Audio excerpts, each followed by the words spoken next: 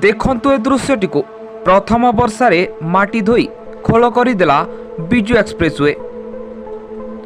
निम्नमानर कार्य अभियोग।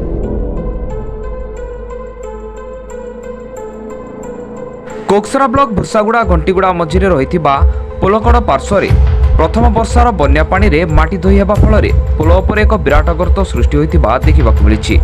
खबर पाइबा परे पूर्त विभागीय अधिकारी पहुंची रास्ता को सील करने सह मरामती कार्य आरंभ करथिबा जहा पड़छि। वर्तमान घटनास्थल में पूर्त विभाग जंत्री उपस्थित रही मरामती कार्य करुथिबा जहा पड़छि। एने घटनास्थल में उपस्थित रहिथिबा कनिष्ठ जंत्री नव बेहरा प्रतिक्रिया नेबारु प्रबल मात्रा रे पानी प्रवाहित हेबारु माटी धोई रास्ता गोटे कड़े गर्त होइछि। मरामती चलिछि।